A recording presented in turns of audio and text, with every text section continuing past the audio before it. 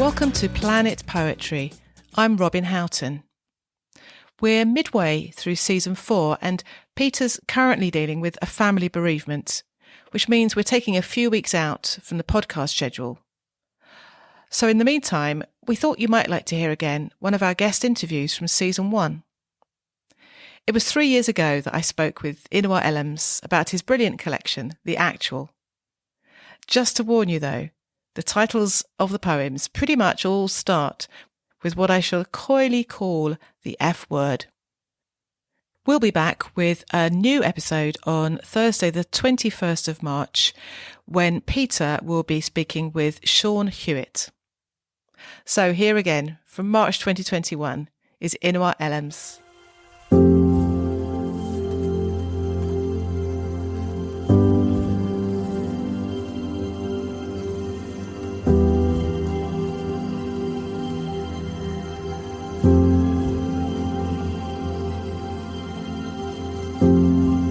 Born in Nigeria in 1984, Inua Ellams is an internationally touring poet, playwright, performer, graphic artist and designer. He is an ambassador for the Ministry of Stories, and his published books of poetry include Candy-Coated Unicorns and Converse All-Stars, 13 Fairy Negro Tales, The Wire-Headed Heathen and The Half-God of Rainfall, an epic story set in verse.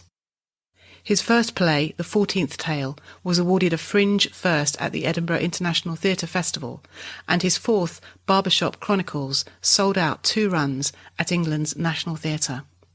In 2020, his first full poetry collection, The Actual, was published by Penned in the Margins.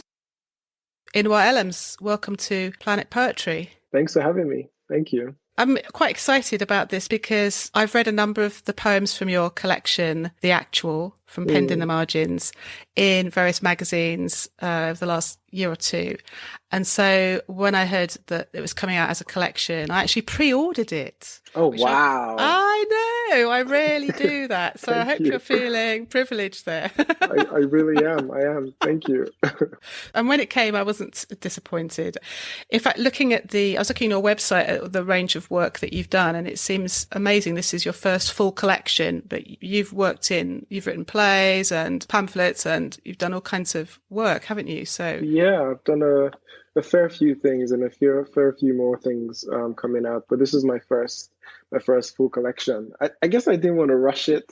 For me, publishing a book, the book can't be the end product, and it can't be its sake. It can't be for its own thing. Or even writing poems. I write various poems in various ways, but for the book, I just wanted it to feel like it was worthy of being collected, of being owned. And it wasn't just the poems here and there, and it wasn't, so I wanted to create a piece of work that was self-referential, that kind of stands on its own. And I started working on the fuck poems. And even then, it was purely just expression and anger and frustration, me vomiting into my phone. And I never considered it a book until I realized there was a pattern, there was a sequence, there was a methodology through which all the poems were born. And then it became a book. I don't actually know if I'm ever going to write another collection of poems. I think I might just keep on. Yeah, so this might be the one and only. Stop when you're ahead. But that is fascinating to hear. I want to ask you a bit more about how you put it together, because it's not a sequence as such, but clearly it's linked by every poem. We've already told our audience there's an R rating here. Every poem has the same format of title, like fuck / name. Yeah. So, but there is actually a sequence towards the end of the book, isn't there, which I'll ask you about shortly. Yeah. One of your themes is to do with boys growing up, what influences their development, what they have to deal with, how their lives can be ruined even. And this is clearly one of the issues that you're angry about, in the sense that there is a lot of anger in this book, as you've mentioned. Well, I mean, I think the poems initially were born from anger, or rather places for anger. And in the attempt to create art and to write the poem and to engage with the topic, anger morphed into something more contemplative, more sincere. And that is how all the poems are sort of structured. I thought maybe as an opener you might read the poem Fuck Perseus, which perhaps introduces this idea. Yeah, which is on page 24 of the book, to anyone who's listening who has a copy. Fuck Perseus. Regarding the claim some women enable sexual predators, consider power structures. Consider Mount Olympus, a gleaming symbol of aspiration, of masculinity, so toxic when Poseidon raped the mortal maiden Medusa in Athena's smaller temple. Athena cursed its defilement, blamed Medusa, turned her scaly skinned, snake headed, of such ugliness to see her was to freeze the blood to stone. Then Perseus comes along, all swashbuckling bastard, all gleaming shielded schmuck, to slay her, slice her, spear her swirling skull. And all the men cheered, and Poseidon stayed silent, his crime forgotten when Perseus won. And story by story, myth by myth, urban legend by urban legend, locker room talk by locker room talk, men make other men.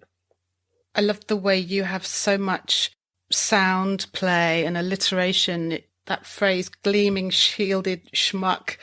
And I liked what you said about maybe things start from anger, but you wanted to create a work of art. And I felt that theme of the locker room talk has this ominous ring about it. And later on, though, we have a version of male talk in a barber's, which is a very different thing altogether. The poem Fuck Carrots. And I loved it, not just for its humour, but you somehow create these very vivid characters. And I felt like I was watching a movie. And I just wondered if does that come from your playwriting experience?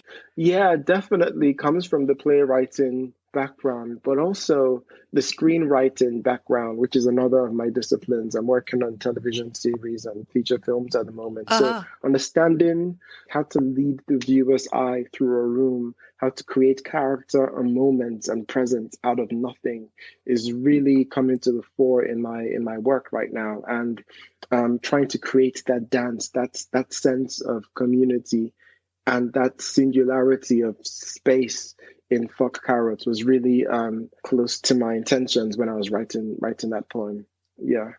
And going back to the things you pointed out for Fuck Perseus, I was trying to create that sleazy slow motion scene when the bad boy hero walks into the bar with gleaming guns and swords, etc. So I was using alliteration definitely to slow down time, but also create that sleek, gratuitous smoothness which is used to glaze and decorate so many of our action heroes. I was, very conscious of that. Yeah. And locker room talk was one of the phrases Donald Trump used to justify the layering comments he made about women. So I was just trying to, to tap into those worlds a bit. Yeah, and we have some other movie references later, don't we? Jack Nicholson and Batman and other sort of heroic characters in that way. I like the way you started off with the Greeks and kind of moved all the way to contemporary mythology. Yeah. Could we hear? I know it's one of the longer poems, but could we hear "Fuck Carrots"? Because now we've talked about it, I think. Absolutely. Let me see. So, page 65. Yeah. Fuck Carrots. Here we go. Friday night barbershop. It's starting again. Samuel, his hand poised over Ethan's head, is Basquiat before an uncrowned king, is Henry Moore before a block of wood, is Sigmund Freud before a mass of contradictions. Clippers, paintbrush, chisel, voice, the task is the same, to bring to light what lies within. The shop is stock full of us, our skin, all the tints and tones of wood, our heads of wild foliage. Kwame, just taxied from Saudi Arabia, slides off his cap, says his driver was a woman. How progressive London is compared to Saudi Arabia, which banned them from driving. Why? Ethan asks, wide-eyed beneath Samuel. Because, Kwame says, fear of infidelity. They even ban courgettes. Cucumbers are illegal. Emmanuel, who knows where this is going. He who owns the shop, who's heard all types of talk, sighs into his client's head. Why? Ethan asks. Because of self-pleasure. Winston cackles from the center of the shop. Because of vegetables, they won't need a man. What about carrots? Asks Uncle Sinsway. Ah, too pointy, Kwame responds. But you can carve them, pipes Hamed from the back. They can be huge. Yes, size matters. And the tides of conversation swells among the men. Some, as if captains, sway in their seats. Others stand up, out on a limb, begging for the sanity and sanctity of sex, covering the sun's ears, risible in the ridicule. A passerby peeking might wonder what it is.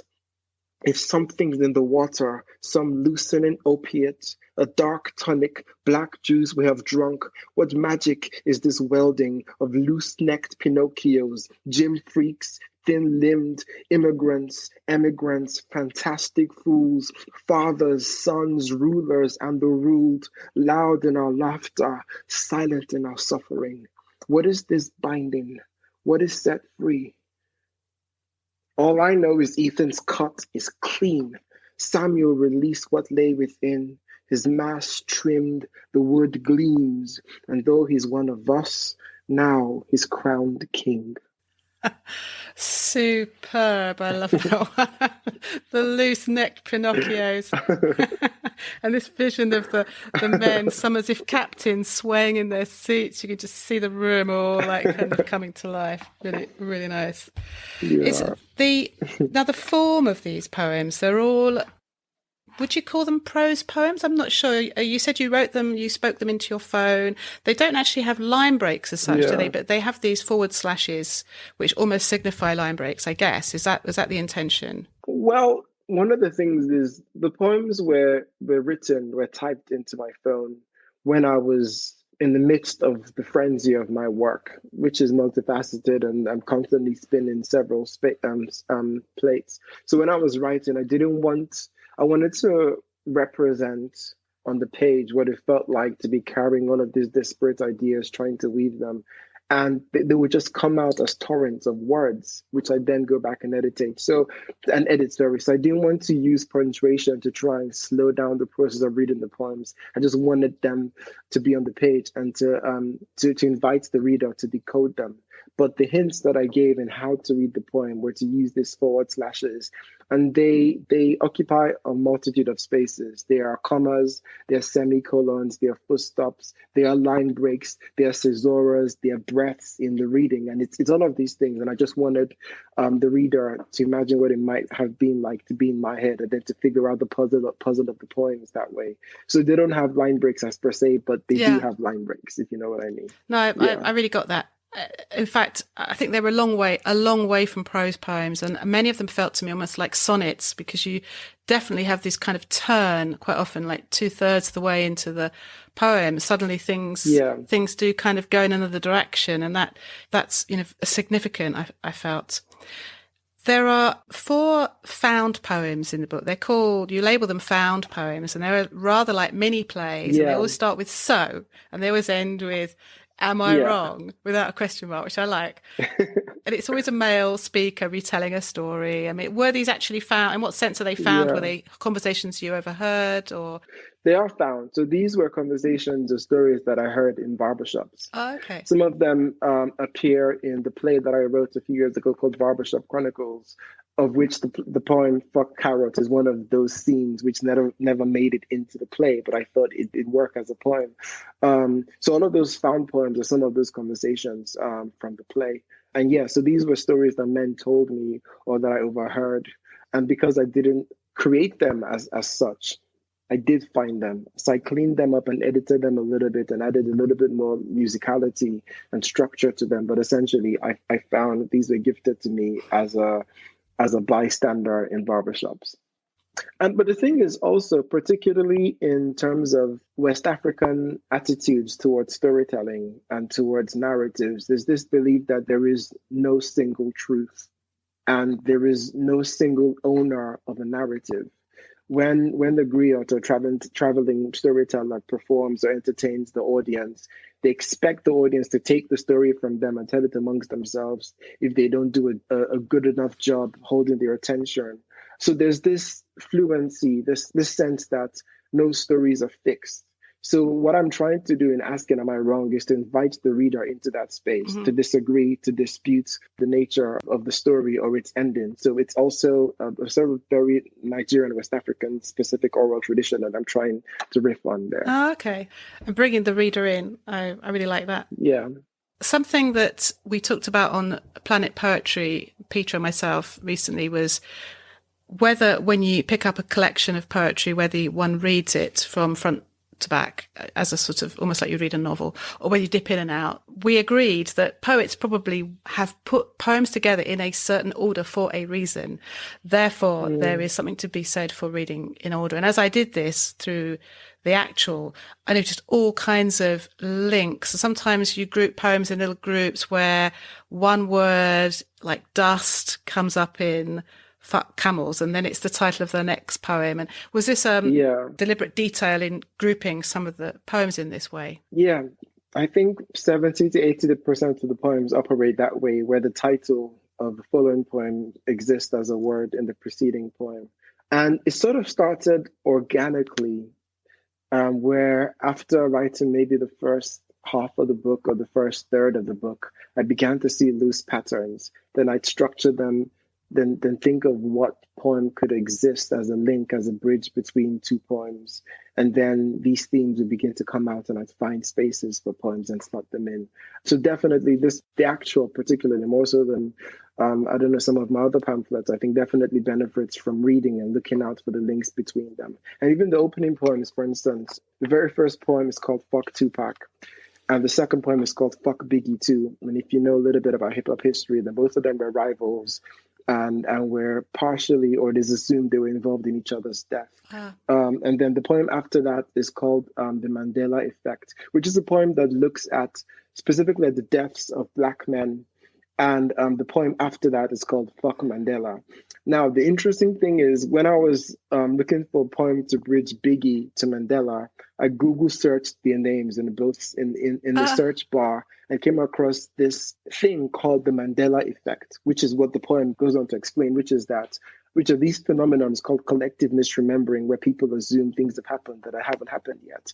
But this was quite prevalent within African communities, where they thought Biggie had died when he was still alive, or thought the same thing about Mandela. So that poem was perfect as a bridge to Fuck Mandela. And so there are these subtle links that exist and in the groupings of poems and in the theme and thematically working across poems.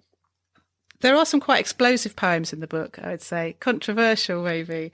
Potentially. You're railing against toxic masculinity, but the British Empire, and you were born in Nigeria, and I guess this is at the bottom of a lot of the things you're writing about here. And we've got this one called Fuck Kipling.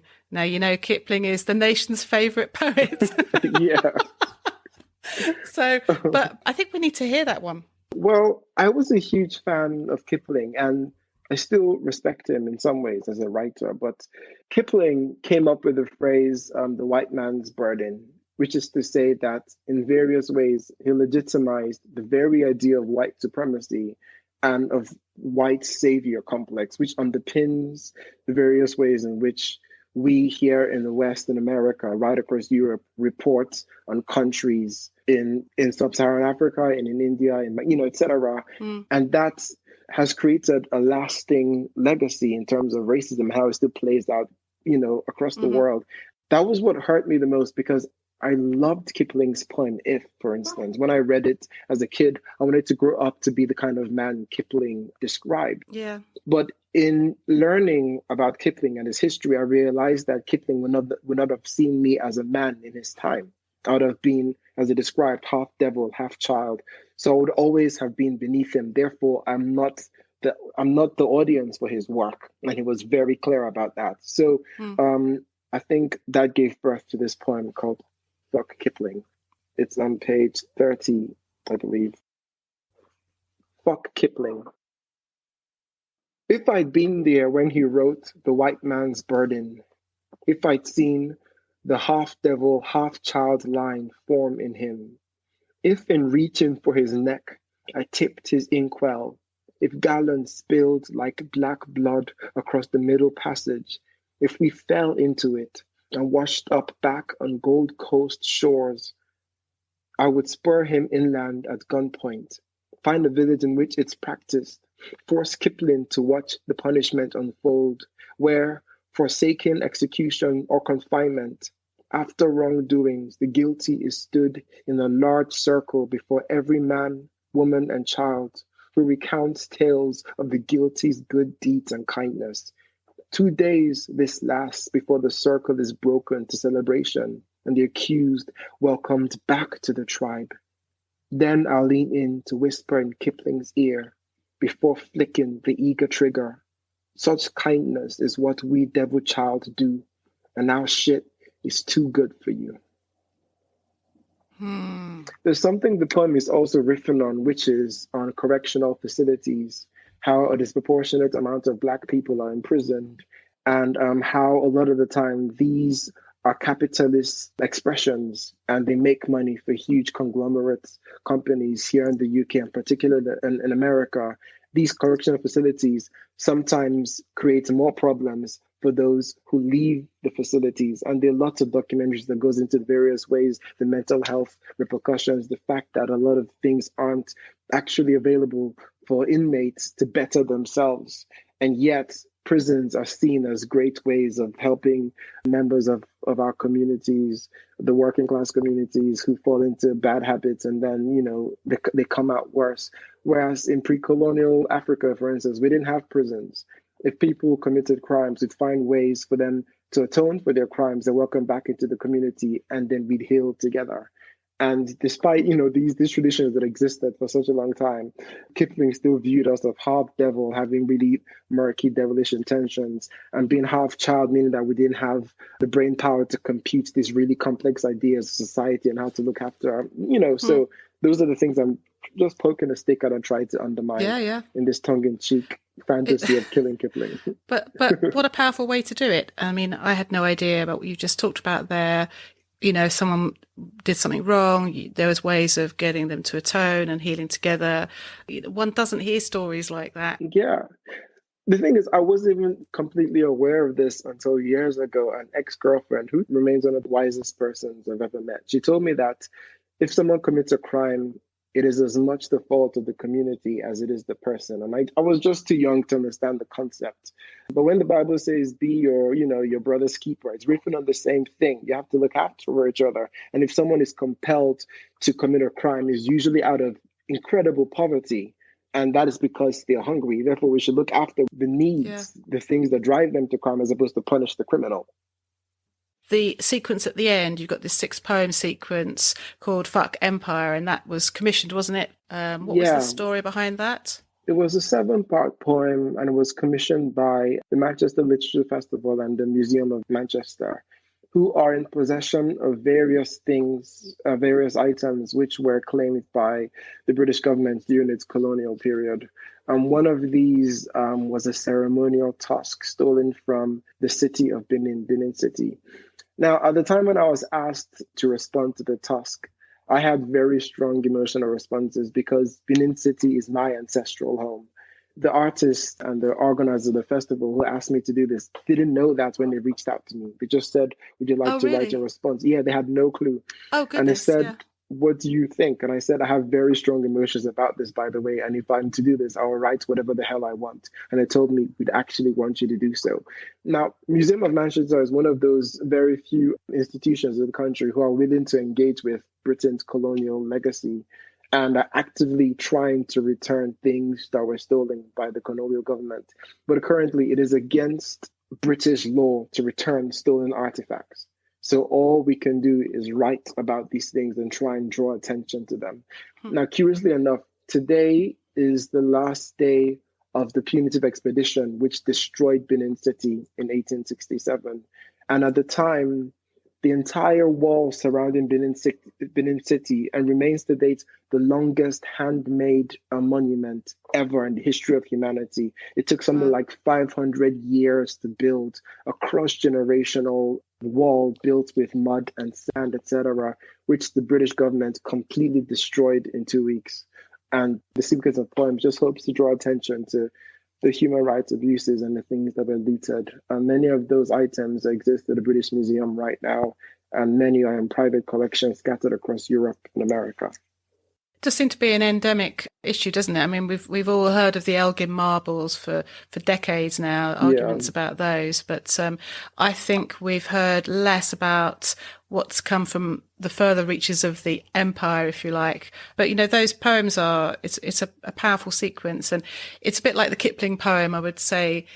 It's designed to make people feel challenged and uncomfortable, I suppose. Poetry's supposed to do that, isn't it? Especially if you're like me, you're white, middle class, you've, you know, had the typical kind of grammar school education. I'm ignorant of lots of things. I feel like I'm sitting on this mountain of what's gone on in the past. And when some things are drawn to your attention, you can't help but feel not guilty exactly, but you feel challenged by it. You feel uncomfortable by it. And that has to happen. And maybe poetry is the way it has to happen. I think it definitely should happen. And I think it's only a problem when you remain with the feeling of guilt and let it overwhelm you rather than see for what it is as an entry point into a conversation, into a series of actions one could take personally or collectively and then move forward. If you stay with guilt, that's just a welcome mat into the conversation. And I think what I try to do with the sequence of poems is just to say, this happened. And it is still happening, and the evidence of it is right here. We can walk in and poke a stick at it and look at it. But how do you feel about this? What do you think should be done? If it were you, what would you want to be done? And just to bring attention to it. I'd like you to read one of the, what shall I say, lighter themed poems, because one that jumped out at me straight away towards the beginning called Limp Handshakes. Yeah. And I hate those limp handshakes. It's so disgusting. And I thought the way you described them was absolutely perfect. So maybe we could hear that one, please. Yeah, absolutely. I'd love to read this. It's on page 20 again for those who are listening. And Okay. Fuck limp handshakes. You should do like this. Your forefinger should lift and hold whose hand you grip.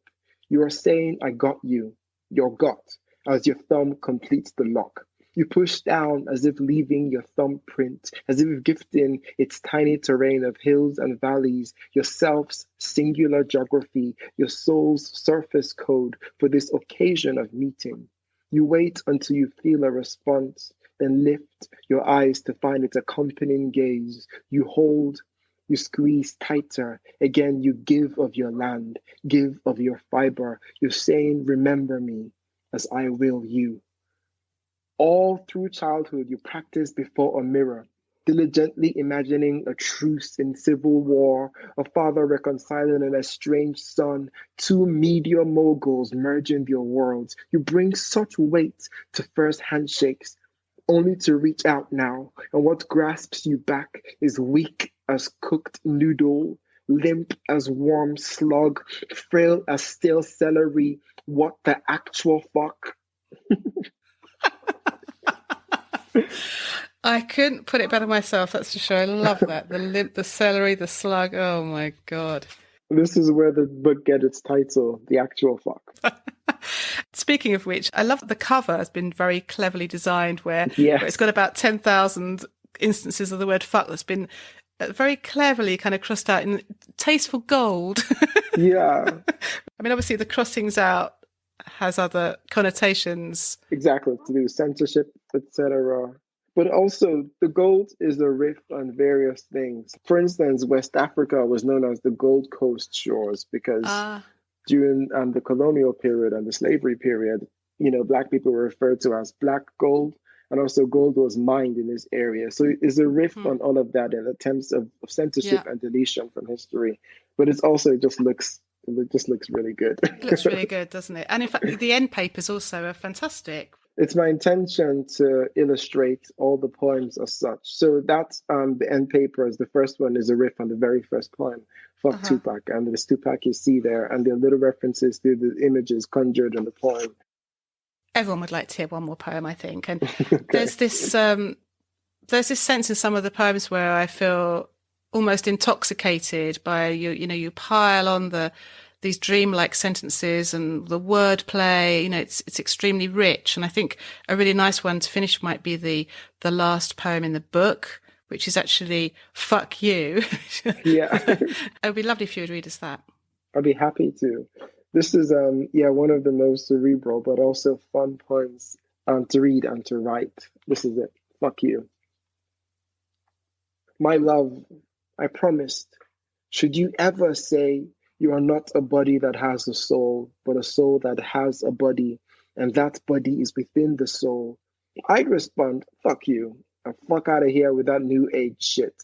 But I haven't because early this week, crawling between the sheets for an afternoon nap, I fell back expecting the goose feather pillow to gather my loose neck, but instead kept falling as if the feathers had parted into the smoothest clouds, then just forming snow, then hard rain, then red mist, then fire, raging fire, then molten stone, O boiling earth, O liquid metal, O solid thunder, O fire, all fury through which I kept tumbling, then all went silent as if I'd falling off the cliff edge of quiet into space, all blue, all black, all blinking its many mooned and million mysteries, all of them ministering to me, and amongst them was I, drifting at the slowest speed possible, yet far above, out and wide as the planet's girth,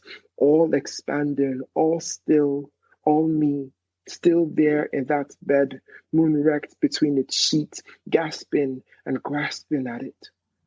For all the fleshy sparkle of the body's glow, for all its muscular mystery, how could it contain all I had seen, all I had been, unless its reach is beyond itself, further than its bones allow, unless the soul is beyond its body, its edges blurring to brilliant madness. That is fantastic. And you know what? It reminds me of Dante. I'm doing a course at the moment, and so I'm boring everyone with Dante's Divine Comedy. But, you know, towards the end of the Paradiso, he can't express, you know, what's happening. He's kind of, his soul has become one with the universe. There's just some beautiful language where he tries to express that whole position as sort of sublime, I suppose. Oh, that's a high compliment. Thank you. So what are you working on at the moment? You're a busy man. I've sort of toned down and reduced the amount of things I'm working on. So at the moment, just one feature film that I'm writing. That's the main thing. And I have to start working on an essay, which is due in 10 days, which is about my childhood in Nigeria and eating meat.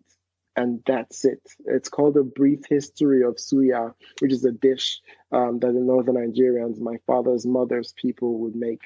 And so yeah, just that essay and this feature film I'm writing at the moment. The feature film takes a lot of brain power and a lot of research. It's set in the 80s in Nigeria, and yeah, Wow. so those are the things I'm currently working on at the moment. Sounds very exciting. Well, I hope one day to meet you and give you a firm handshake. Thank you. in real life. I look forward to that. All I can say is thanks ever so much, Inua, for coming on the show, and it's been brilliant. No worries. Thank you for having me. Thank you.